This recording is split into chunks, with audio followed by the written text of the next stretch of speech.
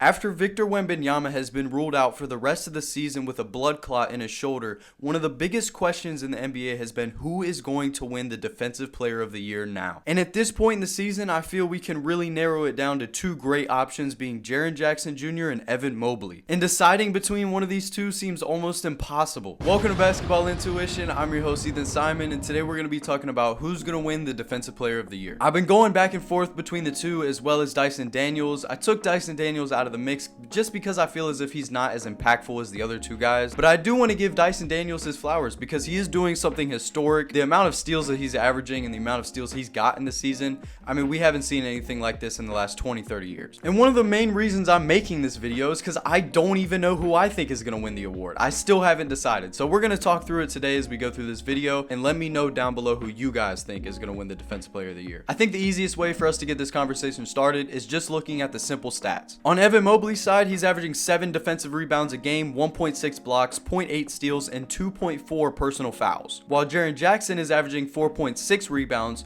1.6 blocks, 1.3 steals, and 3.4 personal fouls. Now they both average the same amount of blocks, but these blocks come in very different places. When I think of Jaren Jackson Jr., I think of more of a free safety style defender. He's one of the guys that when he makes a defensive play, you're like, where did he just come from? He's an extremely good help defender, and personally, I would say he is better off ball as a defender than he is on ball. Just a short example of what I'm talking about, it's like whenever they played the Suns early January, Jaren Jackson wasn't guarding Kevin Durant most of the game. He wasn't. That was Vince Williams' job. Jaren Jackson was guarding the Bol kind of guy or the other big on the floor just as a free safety help defender. And on the other side, we have Evan Mobley. And like I said, they get their blocks in different ways. When Jaren makes the play, you're like, wait, where did you just come from? But when Evan Mobley makes a play, you're like, wait, how did you even just do that? One of my favorite things about Evan Mobley's shot blocking ability is his ability to come off the switch from a screen and stick with a guard. He can slide with a guard, and obviously he's much longer and lengthier than any other guard in the NBA, so if he can keep up with you, he's gonna be able to rise up and block the shot. If it's a pull-up jumper, if it's a step back, he's gonna be able to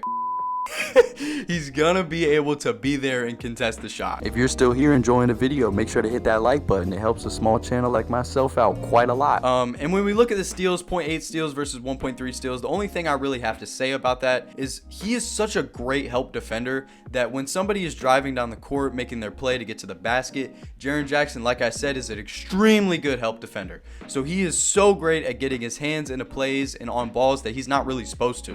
When we look at Evan Mobley versus Jaren Jackson as a defensive rebounder, Evan Mobley really sticks out much further than Jaren Jackson does for me personally. After a missed shot, I feel as if Evan Mobley just does more when it comes to boxing out and trying to go get that defensive rebound, versus Jaren Jackson kind of just more stands around and doesn't box out as much. Now, something to kind of prove or give you some statistics to show why I believe that Jaren isn't as good of a rebounder as Evan Mobley is the Grizzlies are tied third in opponent second chance points.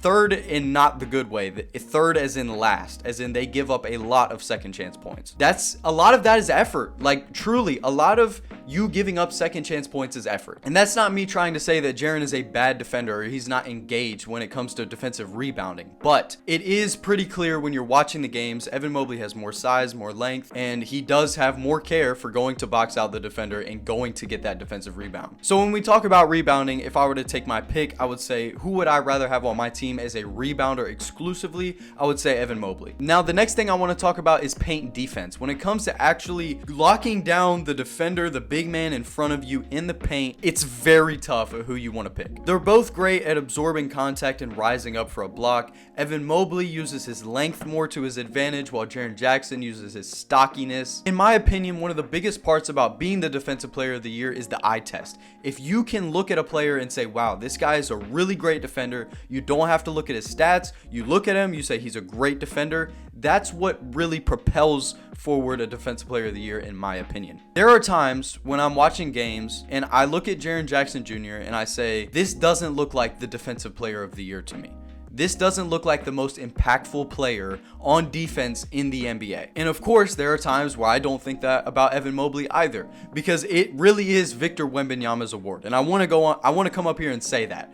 Obviously, if Vic didn't get hurt, this is Wemby's award, and it's not even close. But it's so tough between these two guys because They're both on really great teams. The Grizzlies are, I think, the 3rd seed right now in the Western Conference. They're 36-19. The Cavaliers on the other side are the number 1 seed in the NBA at 45-10. And both of them are the most important defensive part of their team. Obviously, this award has nothing to do with offense, but I do want to just come on here and say Jaren Jackson has been incredible offensively this season, and I don't want to take anything away from him. If people are thinking I'm kind of talking down on Jaren a little bit right now, it's not like that at all. Jaren Jackson is an all-NBA caliber player regardless if he wins Defensive Player of the Year or not. Another thing I want to talk about is the transition defense. I feel as if they're very close in transition defense. They both get back. They're not the fastest, obviously, because they're big man. It's not really their job to get there before anyone else. I would say whose job it is to get back faster in transition is a wing or a guard, but it is important if you can get a big man back to the basket as fast as possible, and I feel as if they both get down in transition pretty well. I'd say Jaren Jackson is better in transition than Evan Mobley. I think the statistics say that as well. I'm going to take a look real quick. Yes, in transition, Evan Mobley is in the 61st percentile, while Jaren Jackson in transition is in the 90th percentile. And one more thing that I want to give Jaren Jackson is I don't know if there's another big man in the NBA right now that can navigate a screen like Jaren Jackson. I mean, this guy gets around screens so well. There easily is not another big in the NBA that gets around screens as well as this guy does. But one thing I do want to give Evan Mobley is I feel he does have a little bit more responsibility when it comes to defense on his team. Now, on both of these players' teams, they both have a big man that plays next to them a good amount of the time.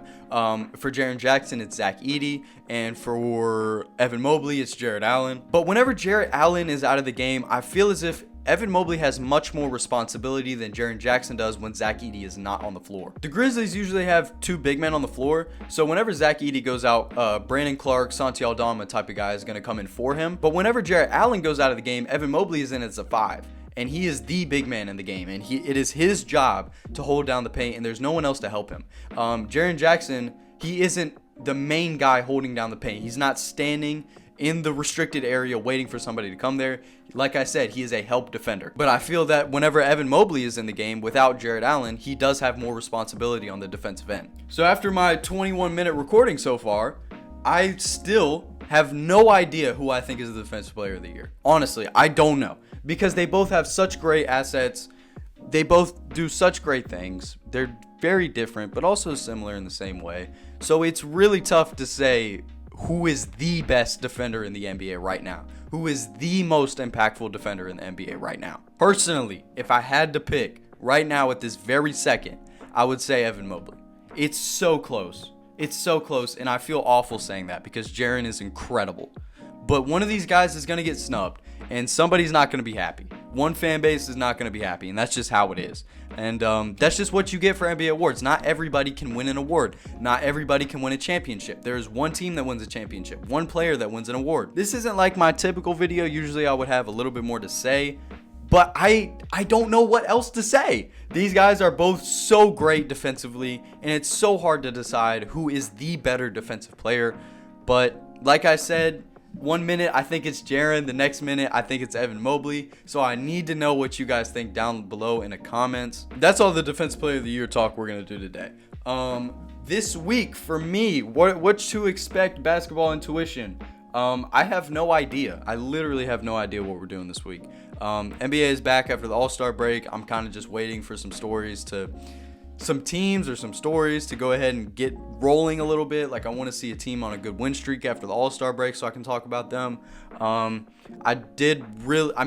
The plan for today, or this was supposed to drop yesterday, was I was going to talk about the Spurs, but Wemby is out, so I don't even want to talk about the Spurs anymore.